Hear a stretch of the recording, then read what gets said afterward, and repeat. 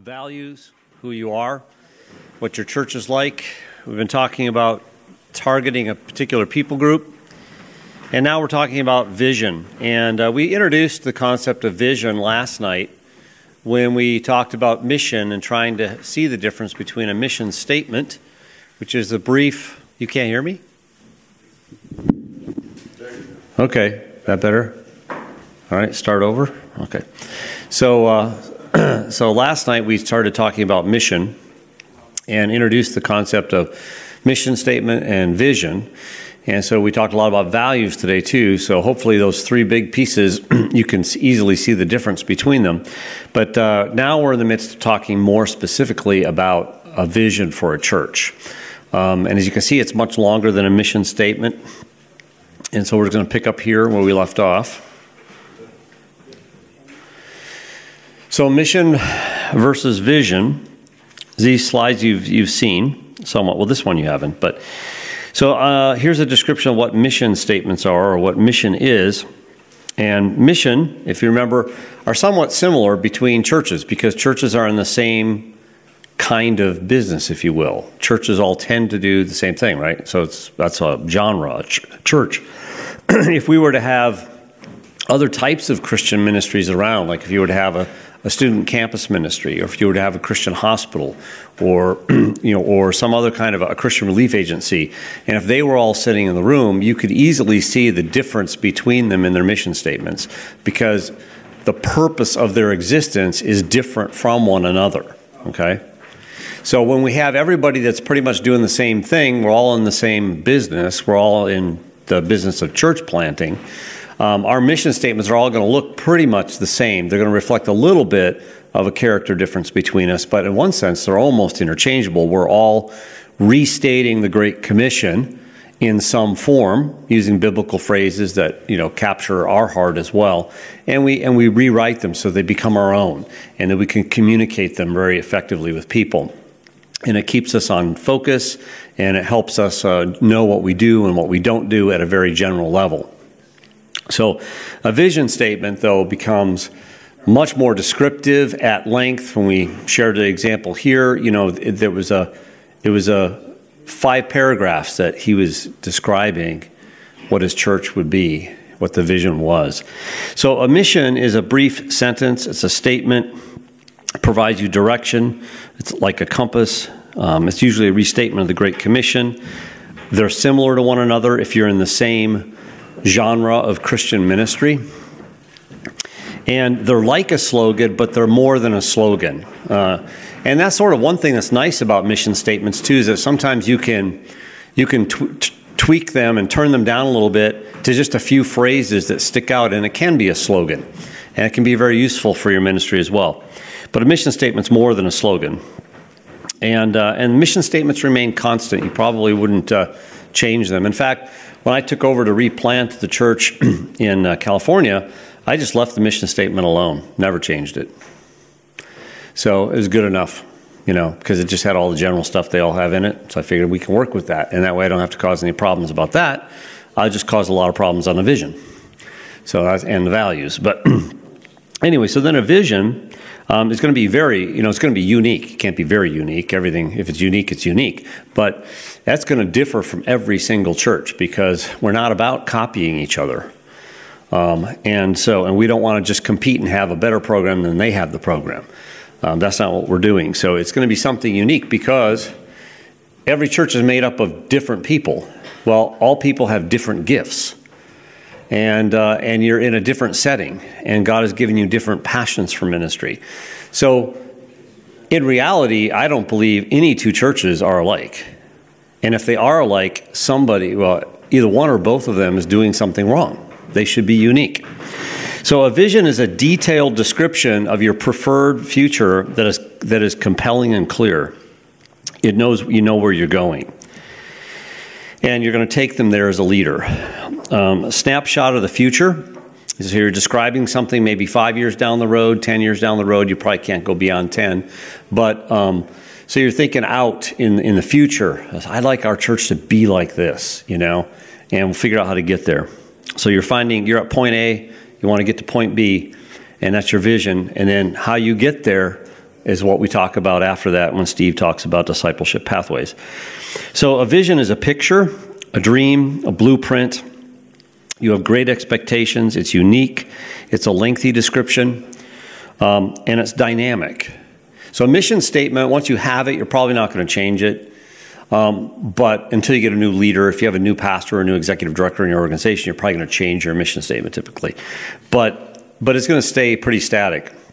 But your vision is going to develop and change. In fact, even once you put your vision out there, I experienced this, and if you're paying attention to how God is directing you, that vision statement's going to start developing differently. The picture will take on different forms than you originally thought. Probably not radically different, but you're going to have to update it. Like we updated our vision statement every single year. We go through and say, hey, how has God been leading us down where we thought he was taking us, and where is he taking us where we didn't expect? We're still on our mission, and we're purposefully going toward our vision, but he's broadening our understanding of what that's going to be for us. And so we have to update it every year. So that's a general description between the two. These slides you've seen, just to review. It's not working again. There we go. Farming, mission, and vision. So here you see how they fill out the visionary goals. So if you're a farmer, your mission might be to produce food, but the vision might be to do any of the following. So your mission might be, hey, we produce asparagus or something. But our vision is we want to double the size of our farm so we can support more families. That's a vision, okay? And you would say more than that, but that would be the general direction. We want to develop a packaging factory, and we want to grow a variety of vegetables to meet more needs. Those could be all part of the same. Yeah, I just noticed that. So they could all be part of the same vision. But so that's a bigger vision statement then. So one is just, hey, we're going to grow asparagus, but your vision then is now, okay, actually we want to double the size of our farm so we can meet more families' needs. We can develop a packaging facility. So you got plans, and you're laying out a vision, and it makes sense. It's a coherent whole. It's a story of the future that you're describing that's going to come true. So you're filling it out with visionary goals. We already looked at this, but here's another. Again, with Jesus, you could say, here's a mission statement that he gave, and he gave more than one, right? But here's one: for the Son of Man came to seek and save that was lost, when he summarized what he did. But again, when he preached early on in his ministry, he described it in visionary terms and just quotes Isaiah 61 and talks about his preaching in the various synagogues around the area. So, but you also see here, too, that the vision is more detailed than the mission. The vision contains a lot of images. We're going to talk about that. And the vision is even more compelling because it's got more detail to it.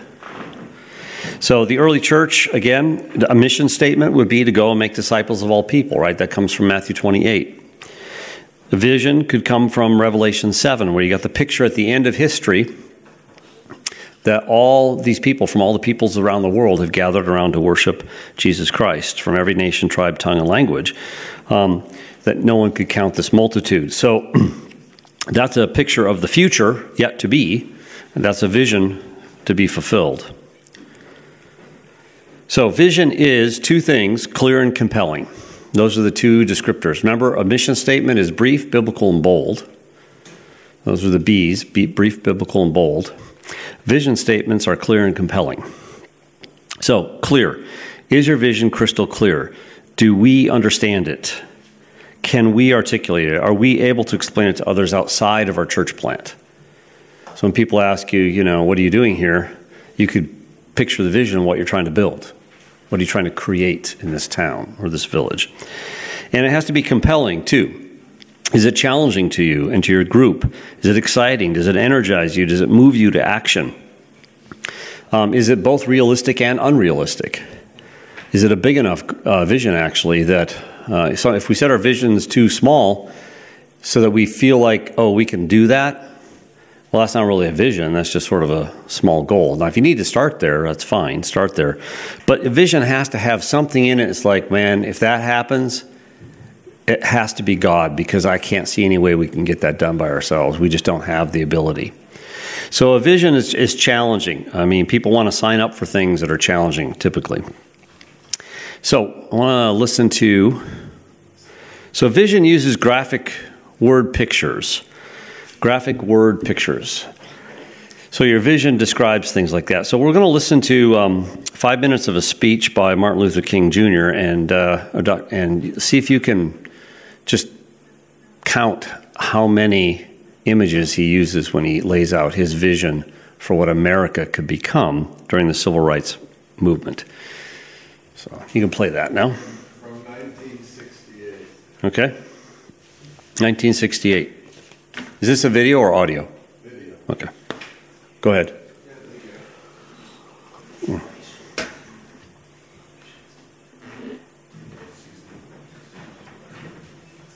I was a fool, even though we built this house on memories. I still have a dream. It is a dream deeply rooted in the American dream.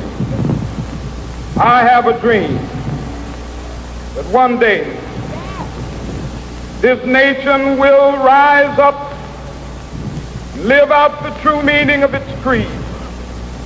We hold these truths to be self-evident, that all men are created equal.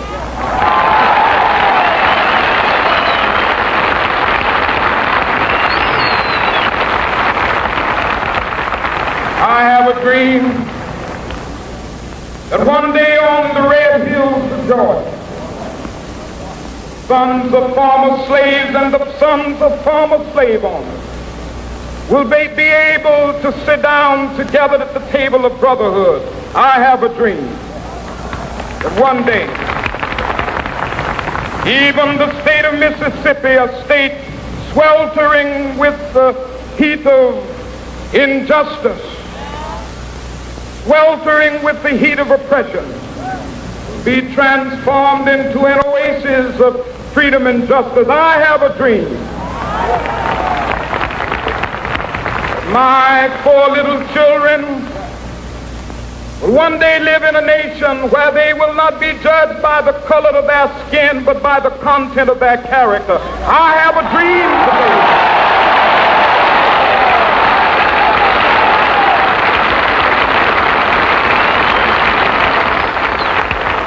I have a dream that one day down in Alabama, with its vicious racists, with its governor having his lips dripping with the words of interposition and nullification.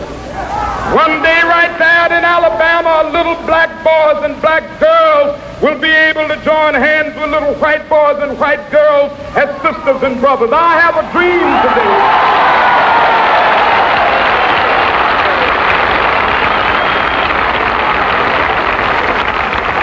A dream that one day every valley shall be exalted, and every hill and mountain shall be made low, the rough places will be made plain, and the crooked places will be made straight, and the glory of the Lord shall be revealed, and all flesh shall see it together. This is our hope. This is the faith that I go back to the South with. With this faith, we will be able to hew out of the mountain of despair a stone of hope. With this faith, we will be able to transform the jangling discords of our nation into a beautiful symphony of brotherhood. With this faith, we will be able to work together, to pray together, to struggle together, to go to jail together, to stand up for freedom together, knowing that we will be free one day.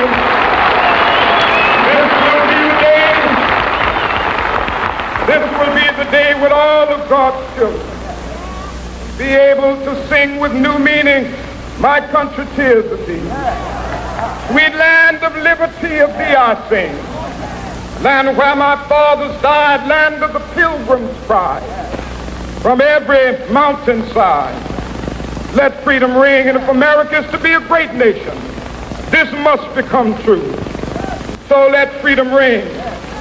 From the prodigious hilltops of New Hampshire, let freedom ring. From the mighty mountains of New York, Let freedom ring from the heightening Alleghenies of Pennsylvania. Let freedom ring from the snow-capped Rockies of Colorado. Let freedom ring from the curvaceous slopes of California. But not only that, let freedom ring from Stone Mountain of Georgia. Let freedom ring from Lookout Mountain of Tennessee. Let freedom ring from every hill and molehill of Mississippi, from every mountainside. Let freedom ring in Whitney Capital. When we allow freedom ring, when we let it ring from every village and every hamlet, from every state and every city, we will be able to speed up that day when all of God's children, black men and white men, Jews and Gentiles, Protestants and Catholics, will be able to join hands and sing in the words of the old Negro spiritual, free at last, free at last, thank God Almighty, we are free at last.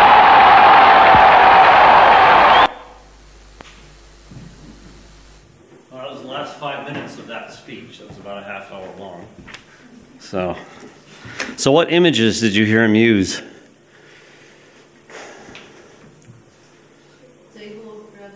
Table of brotherhood. Very good. What else?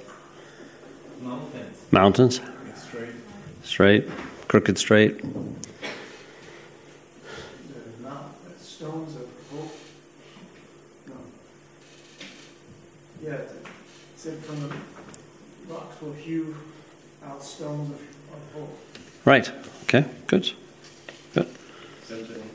Symphony. That's a good one. Good. Yeah. There's a lot of them. Actually, if you read the beginning of the speech, there's even more. But so yeah. So images help convey vision in a clear and a compelling way.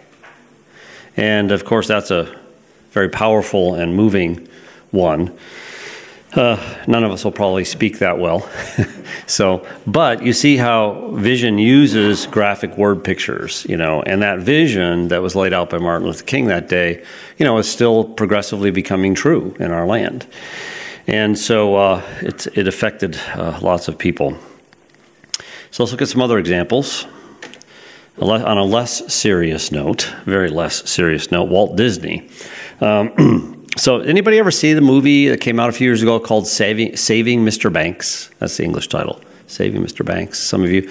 It's a great story. It's a biographical drama of Walt Disney and his vision for his company and the struggles that he went through at the beginning, because it was really hard work to create something, but he had a clear vision of what he wanted to create, but people around him did not. And so it's a really, really fun movie to watch too. But at the opening of Disney World, someone once said of the late Walt Disney, "Isn't it too bad that Walt Disney didn't live to see this?" Someone responded, "He did see it. That's why it's here." Right? So that's what I'm saying. Visionaries, church planners, they already see the future, even though it's not here yet. And so it's hard work to be going against your culture and to create a new one, to create a new vision for what it might become. So I'd encourage you to take time. I think it's a family movie even, right? You can probably watch it with your kids even, but I think so pretty much, yeah. It's a clean movie. But, okay, then Helen Keller, another one. Here's a quote. She was deaf and blind from infancy and said that the most tragic thing in the world is people who can see but have no vision. Right? And she was a visionary person in her vision for what, society should look like. So another way to look at it, vision is like the top of a picture on the top of a crossword puzzle box. And so you got your puzzle there, but that's the completed picture. So a visionary church planner person, like my friend David in Nashville, Tennessee, can look at an apartment building and say that's a church. Okay, but it's just a bunch of immigrants living there, right? So he can see that kind of a thing. He sees it completed, even though you're not there. Seeing potential. Whoops. Is that 4?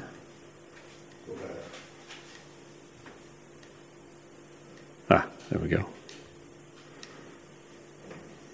Yeah, vision is the ability of leaders to believe what can be and really, in your mind, what must be. Because you're going to die for that vision. Because it's something God laid on your heart and you want to see it fulfilled. So, again, a vision is describing something. It's like if God blesses what I believe he's put in my mind and on my heart, and the resources are not an object, what do we want to see happen? That's vision. That's the future. In 5 years from now, maybe 10 years from now. So the challenge, though, then is to be able to see. I don't know why it keeps doing that. There we go. Have bifocal balance, to be able to see far vision the next 5 years and near vision the next 5 weeks or months. I would say trifocals, and put something in the middle, like 3-year goals, intermediate types of strategic planning as well. Because you do need more than, what? Yes. Oh, that's okay. Okay. Because you need more than, that's what I want to see way over there, and then, this is what we have. But if you don't know how to get there, now Steve's going to talk about that with pathways here in a minute, discipleship pathways. But you also have to be able to have big markers along the way. What are the strategic goals, the big things we need to do to be able to reach that future vision? So I call them, broad goals, strategic goals, and tactical goals from 5-year, 3-year, 6-month type of thing. And you want to be able to see. There should be, as some say, like a line of sight between them, right? So they got to make sense. So if this is your vision and this is where you are, and you're going to figure out how do you get there, you've got to make sure you have strategic plans in place that actually are going to take you there, not take you somewhere else. Or as we've been talking about, sometimes I've heard some conversations that if there's disconnect, and I'll talk more about this later too, if there's disconnect in your leadership team or disharmony about which way to go, you're never going to get anywhere. Because you can only have one vision. You can't have more than one vision per unit. So one organization has one vision. And that's the way it needs to be. And that's the way you'll get there. So here are some sample vision statements. In 5 years, we will have 50% of our believing adults capable of discipling younger Christians towards spiritual growth, have an evangelistic and disciple-making ministry to the poor or homeless, largely staffed by people who are products of that ministry, have a worship gatherings in which at least 10 to 20% of our attenders who are not yet believers, have every teacher and leader working with an apprentice teacher or leader to equip them to do that ministry, have 2 daughter churches which are actively working to plant granddaughter churches. So those are some components of a vision statement. There's a lot of ellipses in there because you would obviously fill this out with a lot of other things that would go along with it. But you're describing what you want your church to be in the future. So vision without faith is not really biblical vision at all. Vision requires faith and can instill fear because it sets us on a pathway far away from the normal and expected. So you have a great big challenge. So in other words, you don't want to set up a vision that's too easy to attain, because if you do, then it's not really a vision. It's just sort of a description of what you're going to do next year. So it's not really goal setting, right? It's bigger than goal setting. Goal setting is a subset of your vision. So a vision is something that's clear and compelling and looks toward the future. So for example, in the church I've been telling you about, the replant one that I did, this is our vision statement. I found it on my way coming over here. But so when I laid out the vision for what we would become, you got 25 people who are used to being in a church of 200. It's declined. It's depressing. All the programs disappeared. They're all pessimistic about the future, okay? And so they basically just sort of gone into their shells and said, okay, well, at least we can get together and we can get good teaching and we'll get a pastor to give us that. And, that's sort of their content to live in that situation. And so when I came along and worked with them and worked with the leadership specifically, and I'll talk about that, you have to work with your leadership. They were scared because I'm laying out a vision for an abnormal church, because I don't like normal. And if somebody else is doing it, I don't want to do it. I want to try something new. And so I was laying out a vision for something. They're like, that's laughable to us. I mean, how in the world would we ever do those things, right? And they're afraid because we don't have any money. You know, we're barely keeping the lights on, paying the bills. You know, what if it doesn't work? What if we fail? You know, we put our necks out on the line on this. We talk big, but then it doesn't come together. Then what? And to me, it's like, well, who cares? Then you just pick another vision and try it again. You know, but people aren't like that, right? Leaders are like that typically, though. And what are other Christians going to say about us? Because no other church in our valley was doing this kind of stuff, you know, where you want to plant churches around the world. You guys are crazy. You're only 25 people. What can you do? You know? And so we get discouraged by other Christians. I don't know why other Christians would want to discourage other Christians, but they tend to do that sometimes. So, but it became really exciting as we started talking more and more about it, and it got into their blood and their psyche. I prayed a lot for them and with them about this vision. And of course, eventually the Lord blessed it and fulfilled it. But the huge vision challenge is this concept of fear, really. That's the thing. So you have to leverage fear, okay? Fear is your friend, okay? If people aren't afraid, it's not good. You want to make them afraid that they can't do it, because then they're going to rely upon God, because they can't go to themselves anymore. They have to actually pray as if it has to happen. And so you want to leverage that fear, because it'll turn into creativity. People will come up with better solutions if they don't see any solutions. If the solutions are the obvious ones, oh yeah, well this church did this and this church did this, let's try that. That's not creative, that's boring. You want something new, something different, something unique, something that's going to reach people that aren't being reached, okay? And, you know, fear then can produce creativity, and which will lead to growth, which eventually is going to lead to glorifying God, which is our goal. So change, this is a quotation from Leonard Sweets in his book Viral. Change is God's signature on life. To be creative is to be adept at change. Fear awakens us to danger, but creativity inspires us to climb out of the ruts to embrace life. Far better to look ahead and be ready to anticipate the future, even if it puts the fear of God the Creator into us. So, I don't know if I want to... Now, Steve, how far do you want me to go? Because I did half my seminar before lunch, and now we're going to do 2 projects, actually, and spend some significant time on it. But when do you want me to end on this one, Steve? 3, like normal? 3, close to. Okay, that's perfect. Okay, great. So you'll see there are 2 exercises. We're just going to do them one at a time, okay? So in your team, church planting team, or in your couple, if you're a church planting couple, or by yourself, if you're by yourself, let's do the Facebook article, okay? So here, the assignment is, take out a piece of paper, and you want to write a future Facebook article. Oops, you want to write a future Facebook article dated 5 years from now. So it's going to be May 7, 2018. So May 7, 2018, Facebook article. 5 years. So what's that? 2022. So May 7, 2022. I should wear my reading glasses. Okay. At that time, what will you report about your church as you prepare to celebrate the 5 years of progress? So you're looking ahead 5 years down the road. You're writing an article that other people are going to read, that you're celebrating 5 years and what God's done. Okay? So that's your job. So write a short little Facebook piece about your church. So I'll give you 5-10 minutes to do that.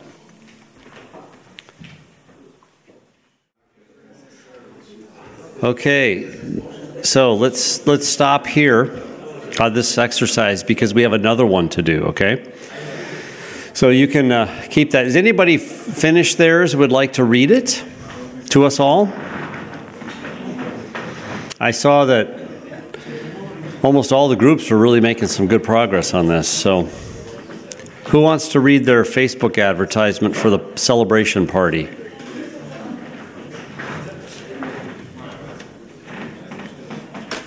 What's your name? Joseph. Joseph's going to read his story. Okay. Stand up. But it's in Slovak, and it's really long to translate it. So. Yeah, that's okay. Is that okay? That's okay. So after he gets done reading it, if you like it, go like this. If you don't like it, go like this. It's Facebook. Okay? All right. Yeah. Okay, you got to stand up so we can hear. Read loud. Okay. Refocus je mládežnícke hnutie zo Žiliny, ktoré mení atmosféru a kultúru nielen v svojom meste, ale aj v okolitých mestách, ako Martin, Puchov, Čaca a iné. Títo mladí sú výnimočné tým, že preberajú zodpovednosť za svoje životy a okolie. Pomáhajú a dávajú svoje zdroje, čas, peniaze a obdarovania ľuďom okolo seba. Vďaka ich námahe sa rozbehli služby pre mladé rodiny, ktoré majú nedostatok.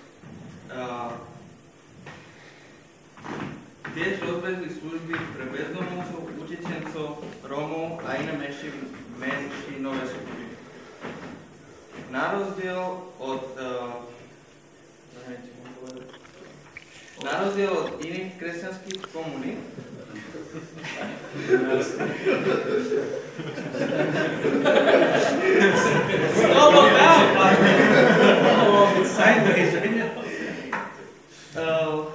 a toto nehovorím o sebečku.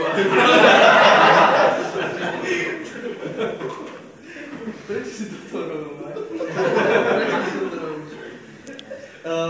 Na rozdiel od iných kresťanských komunít na Slovensku, ich život nie je len o duchovnom živote, ale prakticky mení život ľudí okolo seba. Ľudia z celej Európy prichádzajú do Žiliny, aby sa od tejto komunity učili. Okay, thumbs up. How many likes do we get? Oh, you got a lot of likes. About 20. Good job. So what was the joke? I just say that we don't want to be like other Christian communities in Slovakia. And then I stopped. Oh, I was afraid of those. Oh, okay. Yeah, good. Yeah, you got to think about your audience. Okay. Great. Thank you so much, Joseph. Who else would like to read their Facebook article? If you finished or are close to being finished. Yeah, you got a lot of words on the page. Go. Yeah. Milí priatelia, pozývame vás na 5. výročie založenia našej komunity CBLV 2. Radi by sme vás krátko informovali o tom, čo sa tu za tých 5 rokov udialo a ako to dnes vyzerá. Chceme spolu s vami oslavovať Boha za to, čo medzi nami za týchto 5 rokov spravil. Sme vďační za starších členov, ktorí pomáhajú vychovávať novú generáciu kresťanov, medzi ktorými sú aj noví zakladatelia zborov. A zároveň sa vám my mladší chceme poďakovať, že ste spravili tento odvážny krok viery pred 5 rokmi. Pozývame všetky komunity, aj priateľov i známych, ktorých sme mohli spoznať a s ktorých pomocou sme mohli spraviť veľa užitočného v našom meste. Spoločne sa pozrieme aj na list Efežanom, lebo by sme chceli s vami hovoriť o vzniku nového zboru. Okay. How many likes? Oh, yeah. Good. A lot of likes. Great. I don't know what you said, but it sounded really good. Can you translate it? Is it too long to translate, or can you translate? I can try. Okay. Please try, please. Yeah. Okay, dear friends, we would like to invite you for the 5th anniversary of the foundation of our new community, Brethren Church, Slavice number 2. We would like to briefly inform you what happened during these 5 years and what the situation like now. Together with you, we would like to praise God for all the things that He has done among us for these 5 years. We are thankful for our older members who are helping to raise a new generation of Christians, among whom are also new church planters. And we, the younger members, would like to thank you that you made this step of faith 5 years ago. We invite all communities and their friends whom we were able to get to know, and with the help of whom we could have done many useful things in our town. Together we will also look on the epistle to Ephesians, because we would like to discuss the planting of a new church. Awesome. Yeah, I give it a double like. Yeah. Or they have the love symbol now, so you get the heart. Yeah. Great. The heart symbol. Yeah. All right. Anyone else want to read theirs? Daniel, I want you to read yours. You want me to read? Yeah, read yours. Well, it's not as, okay, you read it. I know it's not as good, but I didn't expect it coming from you, so, yeah. So, we encourage each other at our church. Yeah. After the trip, we'll see if we're still friends. We are thankful to the Lord for the multiplication of believers into the body of Christ here at His church. Through prayer and faith, we've been able to establish a thriving discipleship ministry encompassing spiritually mature followers of Christ to enter into the life alongside our younger generation of believers. By our welcoming and loving environment created by the Lord's gracious members here at our church, the gospel truth continues to impact the central lives of the surrounding communities. Therefore, changing the hearts of all men, bringing glory and honor to our Lord Jesus Christ. Amen. Thanks. Any likes? Yeah, you got some likes too. Good. If you post it on our website, but when we go home, I'm sure we'll have a meeting with the pastor. Yes. So, all right, good. Well, one more exercise we're going to do. So the next one, it's similar but different. So that is that the right page? Let's see. It is? There's nothing else, I guess. That's the one. Yeah. That's the one? Okay, yeah.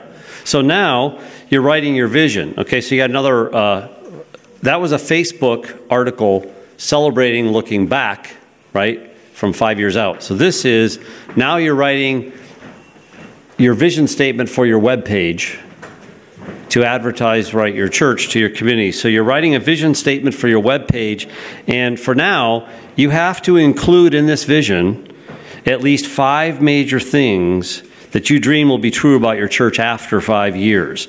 So you can begin your vision, if you'd like, by saying, we envision that we will be a church that, okay? So then you have to have at least 5 things in there that you dream will be true in 5 years. This is your web page that you're putting up tomorrow, right? And this will motivate them to come. Yep, and because it will be clear and compelling. Yep. Okay?